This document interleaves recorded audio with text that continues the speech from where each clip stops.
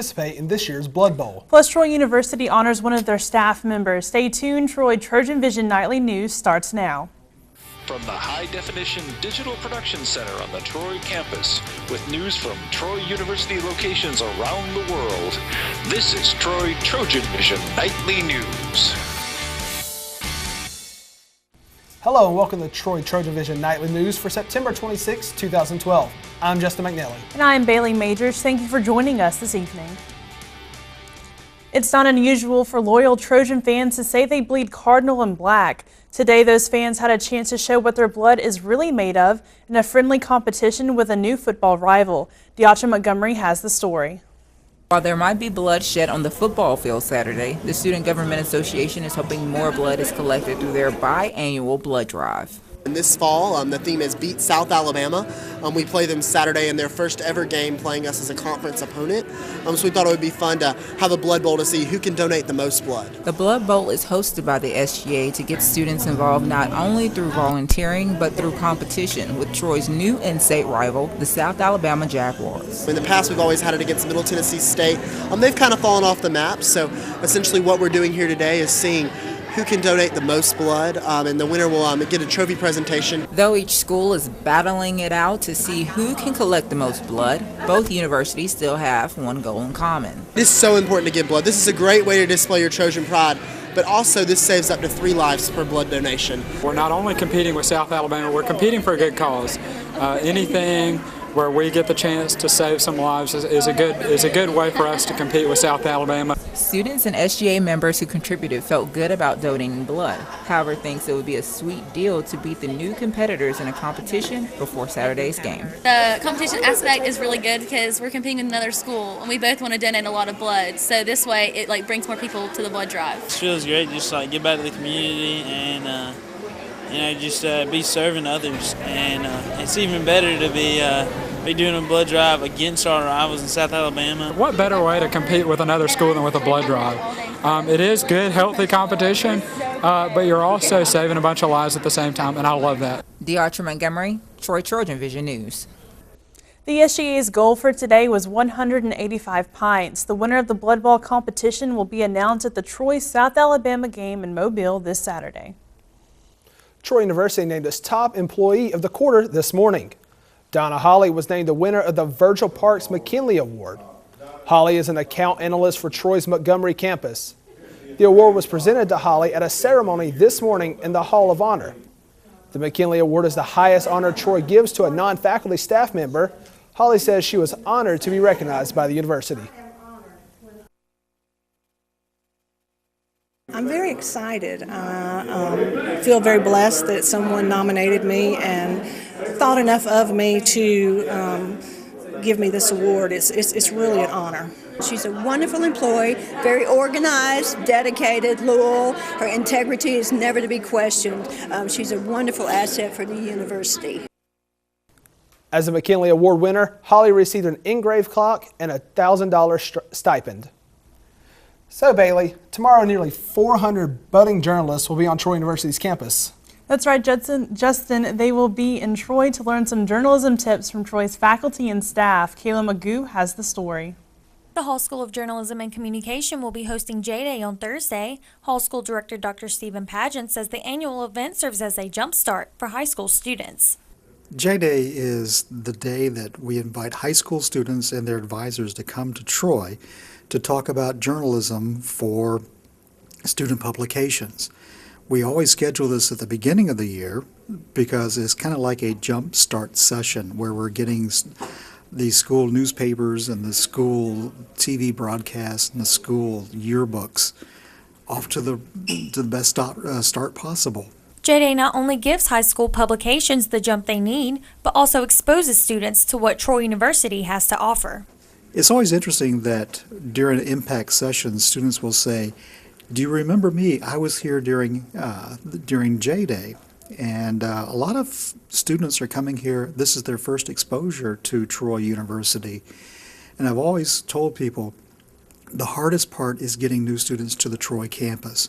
Once they come to the Troy campus, they're hooked. Students attending J-Day will learn from professionals with real-world experience. We have content experts on our faculty with professional experience, people who really understand what the world of journalism is and understand where things are going. This year's workshops will focus heavily on multimedia journalism and the shifts taking place in journalism and communication. The workshop is always an evolving thing. We're always improving it, we're always changing it. Just as the world of journalism is changing very dramatically right now, this workshop is going to talk a lot about social media and digital communication, online communication. Kayla Magoo, Troy TrojanVision News. J-Day will be held tomorrow morning with the first workshop starting at 9:45 a.m. Now taking a look at news from around the state. In Gadsden, sheriff's officials in Etowah County say a law enforcement officer has been arrested and charged with a child abuse involving a 5-year-old boy. Authorities say 30-year-old Jason Barry Rayleigh of Gadsden faces 1 count of aggravated child abuse, a felony. Rayleigh is a law enforcement officer with the city of Oaks Bluff. And in Huntsville, a prosecutor says an audio recording cast doubt on Amy Bishop's claim that she did not recall the 2010 shooting that left 3 people dead at the University of Alabama in Huntsville. Madison County District Attorney Rob Brassard told the Associated Press that authorities have a recording of a jailhouse phone call in which Bishop indicates that she remembered at least one thing immediately after the gunfire. And in Montgomery, the state agriculture department is encouraging consumers to check their pantries for Sunland almond butter and peanut butter products that have been recalled because they may be contaminated with salmonella. The department says the recalled products were sold in Alabama at Kroger, Target, Walmart, and Publix stores, but also may have been sold at other stores. Still to come on Troy TrojanVision Nightly News, another Trojan sport is getting into fall action. Danielle Percival will have the details on that and more when she joins us with sports. But first, both presidential candidates are campaigning in Ohio today. We'll have that story and more after the break. I'm Danielle Nottingham at the White House. Coming up, President Obama and Mitt Romney fight for support in a critical state. We are America's swim team, united by goggle marks, dry skin, and webbed feet. Separated by seconds. Bound by friendships. We have superhuman powers, superhuman lungs, superhuman strength. And we love that after the chlorine wears off and the water drains from our ears, we are still America's swim team. I am. I am. I am. I am. I am. We are America's swim team. Over the course of time, Troy has consistently turned out quality graduates. We're trying to develop future leaders. If it had not been for Troy University, I would have never had the honor of being the Alabama Teacher of the Year. We want to educate the mind to think, the heart to feel, the body to act. And we do that within the framework of one real university. Troy University, in class, online, within reach. Troy.edu.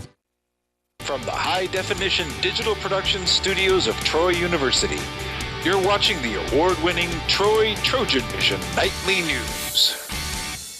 And now for a look at what's happening across the nation and around the world, we'll go to Justin McKinley at the Trojan News Desk. Judson. Thanks, Bailey. The race for the White House is focused on Ohio today, where both presidential candidates are looking for votes. Each has already made more than a dozen visits to the critical battleground state this year. Danielle Nottingham has the latest from the White House. More than 5,000 supporters welcomed President Obama to Bowling Green State University. Hello, Falcons! He told the crowd 4 more years of his administration would be good for the middle class. The country doesn't succeed when only the rich get richer. We succeed when the middle class gets bigger. A new CBS News poll shows Ohio voters are listening. The president has opened up a 10-point lead over Mitt Romney among likely voters in the battleground state. Wednesday, the president slammed Romney's plan to get tough on China. When you see these ads, he's running promising to get tough on China. It feels a lot like that fox saying, you know, we need more secure chicken coops. The new poll also shows a majority of likely voters in Ohio, Florida, and Pennsylvania now give President Obama an edge when it comes to handling the economy. The economy is Governor Romney's key issue. In Bedford Heights, Ohio, He worked to convince voters he has the best plan for getting Americans back to work. We have got to open more trade to get more good jobs for Americans, and I'll do that. Thank you. The president and groups supporting him are outspending Romney on the Ohio airwaves. Wednesday, Romney launched a new commercial, the first one where he speaks directly to the camera. President Obama and I both care about poor and middle-class families. The difference is, my policies will make things better for them. Ohio begins early voting next week. Danielle Nottingham, CBS News. Middle East leaders took center stage at the United Nations Wednesday. Egypt and Iran's presidents addressed unrest in the region and called for world cooperation. Tvnn Air has the latest from the United Nations in New York. Egypt's newly elected president, Mohamed Morsi, praised his country's revolution during his first appearance at the UN General Assembly. Today, every Egyptian shares a sense of self-confidence. He called for the world to step in to end the violence in Syria. We all have to move the world over to put an end to this tragedy. It is the tragedy of the age. Iranian President Mahmoud Ahmadinejad challenged the dominance of world powers in his final address at the UN. The United States and Israel have pledged to do what they must to prevent Tehran from developing a nuclear weapon. Continued threat by the uncivilized Zionists to resort to military action against our great nation is a clear example of this bitter reality. U.S. and Israeli leaders chose not to attend President Ahmadinejad's speech here at the UN, in part because it occurred on Yom Kippur, one of the holiest days on the Jewish calendar. Demonstrators protested Ahmadinejad's appearance. Ahmadinejad, again, does not represent Iran at all. Iranian Americans from across the country joined the protests. To send the message that the people of Iran stand for democracy, political pluralism, human rights, a secular, non-nuclear Iran. During his speech, Ahmadinejad did not directly address his country's nuclear program, but he did say his nation was committed to peace. An extreme skier from California is among the survivors of a deadly avalanche in the Himalayas. Glenn Plake says he's thankful to be alive, but devastated his friends are still missing. Tina Kraus reports from London. U.S. extreme skier Glenn Plake arrived safely back in Kathmandu, battered, bruised, and overwhelmed. I'm probably one of the luckiest people in the world at the moment. The California daredevil survived a deadly avalanche Sunday on Mount Manaslu, the 8th highest mountain in the world. About 24 climbers were sleeping at a camp just above 22,000 feet when disaster hit. Plake says he was awake in his tent reading his Bible when he heard a loud roar. A wall of snow swept away all of the tents and the people in them. The avalanche hurled Plake 1,000 feet down the mountain. He was barefoot and injured. He punched his way out of his tent to search for others, but found no one. You know, you're doing everything you want to do because you know your friends' lives depend on your next actions. And unfortunately, everything that I did proved to produce nothing. So then at that point, I had to start thinking about my own life. Plake said the camp looked like a war zone when rescue crews arrived to fly him and other survivors out. The world-famous free skier had hoped to ski off the mountain once he and his teammates reached the top. Plake and his 2 French colleagues talked about their plan before they left. Skiing the 8th highest mountain in the world. It's a good idea. Tell me more. Plake is famous for making light of risk-taking, but says he's now heartbroken his friends are still missing and presumed dead. Tina Kraus, CBS News. And that wraps things up here at the Global News Desk. To see more stories from across the country and around the world, such as Google's unveiling of their underwater street view maps, you can tune into TrojanVision Global News right after the nightly news. Now, back to you, Bailey. Thanks, Justin. And now Danielle Percival joins us for a look at sports. So Danielle, another Trojan athletic sports team is getting ready to start their season. That's right, Bailey. It may not be baseball or softball season, but we learned earlier in the week that the baseball team has gotten into fall practice. But for softball, they've got fall games on the schedule. They've got one today, in fact. We'll get into that a little bit later. First up, let's talk a little football. Sounds good. For the Trojan football team this year, the running game has been hit or miss, but when it's on, it's been killer. And just this past weekend, the team got the third piece of the puzzle back at running back. In Saturday's game at North Texas, the Trojans managed only 108 rushing yards, but for one player, the 14 yards he had on 2 carries was the most he had all season. There was a familiar face back in the game for his first action of the season. It was really exciting, man. DJ came back, first game back. DJ Taylor had a tremendous, couple runs there at the end, carried, 4 or 5 guys, for a couple yards there. Taylor was playing in his first game for the Trojans this season and said that missing out on the first 3 was tough. I felt like, they did a great job as far as, playing with a lot of heart and a lot of passion. And, I was really there in spirit. I felt good about, the way things were going. However, according to Taylor, there's nothing like getting back out on the field. It felt great, everybody welcomed me back, and that just added more fire to my flame in order to prove to them that, I'm still here and I'm still, ready to put forth all the effort that I have to help the team. Taylor is a key contributor in the Trojan offense in more than just one way. DJ does a lot of stuff that, goes unnoticed, such as, blocking, for Sean, for me in the pass game, leaking out of the backfield, because DJ, as big as he is, he's got some soft hands. The greatest thing about DJ is, when you get in situations where you need that 2 yards, you need that 3 yards, man, he's so strong and, he's big that he's hard to bring down. So it's great to have him back, man. He's a smart kid, and he knows the offense well. He's got some experience, too. So it's just he's an all-around, good guy to have on your football team. The Trojans continue conference play, looking to make it 2 in a row as they take on South Alabama Saturday at 6 in the team's first-ever contest on the gridiron. Well, the soccer team is still under 500 with a 5-6-1 record, but where it counts, the Trojans are 0-2. Troy opened Sunbelt play this past weekend and lost twice, extending their losing streak to 4 games.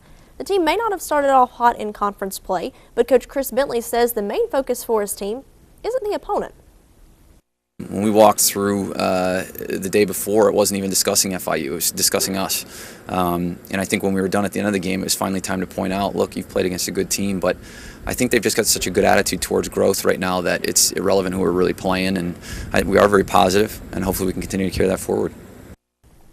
The Trojans hit the road for their first conference road test of the season this weekend. Troy will face North Texas in Denton at 1 o'clock on Sunday. And who knows, they might take a few tips from the football team who was in Denton last weekend, and you just might see another low-scoring defensive battle. Well, it may not be the regular season, but the Trojan softball team gets into the fall schedule today. They will be playing 7 games in September and October, all at the Troy Softball Complex. Today they'll open up the schedule against Alabama Southern Community College, and that game began at 5 o'clock. The Trojans are returning 4 starters from the 2012 season and added 11 newcomers during the offseason. So Justin Bailey, we heard about the Blood Bowl earlier in the show between Troy and South Alabama, and then got a little bit of a taste of what the Trojans are maybe bringing to the table with DJ Taylor on the football team back from his injury. So it'll be interesting to see how that rivalry is on the field, but it's also continued off the field with the Blood Bowl. Hopefully the Trojans can sweep this weekend. Absolutely, and it was just so great to see everyone's support in the Blood Bowl, and hopefully we can win the friendly competition. That's right, giving back to the community and doing it on the gridiron. Absolutely. Thank you. Thank you. Coming up on TrojanVision Nightly News, we'll learn about the Johnson Center's new art exhibit. But first, we've experienced pleasant weather so far this week. What temperatures can we expect for the next few days, Brittany? Looks like we will be warming back up, but not for long. Stay tuned for your local weather up right after the break. Back to nursing. I want to work in the NFL. Troy University's College of Health and Human Services prepares students for high-demand careers of today and tomorrow. Careers offering attractive pay and the opportunity to make a difference in the lives of others. My courses aren't just classwork. I've worked with the Department of Human Resources to put my skills to work with helping people. I couldn't think of anything else I'd rather be doing.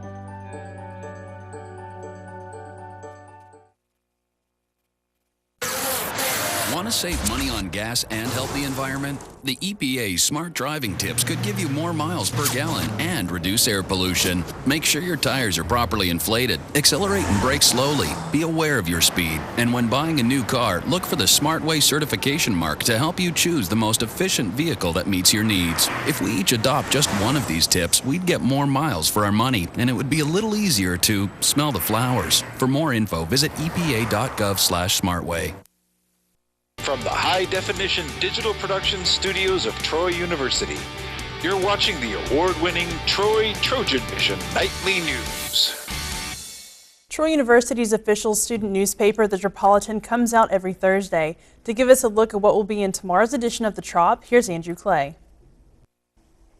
Good evening, Troy University. Here's what you can expect to see in tomorrow's edition of The Metropolitan. Points for Progress, a new fundraising volunteering initiative put together by a conglomeration of on-campus clubs, will be spotlighted in news. Variety will spice up your life by looking at the fence-sitting issues in the upcoming election and where the main candidates stand. When you flip over the paper to sports, we will have a farewell feature on Athletic Director Steve Dennis and his legacy at Troy. Also, there will be a recap of Trojan athletic performances from the past week. That is tomorrow's Metropolitan Today. I'm sports editor Andrew Clay. And now Brittany Drawdy joins us for a look at weather. So, Brittany, I mean, we've had some great weather these past couple of days. You know, some nice, cool temperatures. What can be expected for the rest of the week? Definitely looks like it's going to be starting to warm up a bit, but as we can see, today was warming up a bit, but it looks beautiful outside. As we take a look at our campus snapshot, it's actually very gorgeous outside. We can see partly cloudy, few floating clouds as they come through, but mainly sunshine. As we can take our current conditions for Wednesday, skies partly cloudy, temperature sitting around 82 degrees, dew point about 64%, humidity at 54%, barometer at 30.12 and steady. Winds coming from the east about 5 miles per hour. Today's stats, we can see a high at 85, a low of 63, no rain, sunrise 6:34 and sunset at 6:34. We can see around the state, Mobile 86, partly cloudy, Huntsville warmed up to 86, very sunny. We can see Birmingham 84, Montgomery at 86, Troy only at 82, Phoenix City at 89, and Dothan at 85. Around the state looks partly cloudy, but other than that, we are seeing much sunshine. Definitely a little bit warmer temperatures than we experienced during the week. Current temperatures we can see as we go across already heated back up into the 80s. Definitely seeing that orange tint when we've been seeing the yellow 70s earlier this week. Same thing as we go across. We can see a little cooler over here, but everything's pretty much warmed up for the most part. Going into the two high pressure systems here, and we can see a low front here, but mainly nothing much really is affecting us. As we go closer, we can see to the northwest a little bit of rain, but other than that, Alabama has stayed pretty clear and not much is going on. Temperature change for the past 24 hours, we're only 3 degrees of a temperature change, but as we can see up north, 22 degrees warmer, and out west, they're looking to 13 degrees cooler. So definitely a lot of temperature change as we go into the fall. Precipitation forecast for the next 48 hours, we can definitely see we're not going to be expecting too much rain. To the north of us, maybe slightly, and Florida maybe seeing a chance of showers. But Thursday, it holds off to the north of us. Same thing for Friday as we go into the weekend. We can see that the rain holds off. Saturday, same thing as we go in. But Sunday, it looks like it is going to be a chance of rain. As we go into the weekend, hopefully very pretty at the beginning. Towards the end, we're maybe seeing a chance of those showers. Mainly clear, light and variable winds coming from the east about 3 miles per hour and a low of 63. Tomorrow's forecast mainly sunny, a very high UV index, winds light and variable coming from the east about 4 miles per hour and a high at 90. 4-day forecast, we can see Thursday a high at 90, sunny, a low of 64. Friday, partly cloudy with a high 90 and a low of 66. Saturday cooling back off to 87 and a low of 65. And Sunday, the 40% chance of showers are coming through and only seeing a high of 76. So we can definitely see that we've had a beautiful weekend, going through a beautiful week. Hopefully Saturday it will hold off enough for the football game and be very beautiful on Saturday. But Sunday, 40% of those thunderstorms rolling back in. That's good. You know, maybe somebody can get out there and do some stuff. For the rest of the week and into the weekend. Before those rains hit. Perfect time, perfect temperatures out there. Who knows? Maybe go out and enjoy the football game. Right. Go out and enjoy the football game, and Sunday maybe call it a day and just stay indoors. Sounds like a good idea. Thank you, Brittany. You're welcome. Thank you.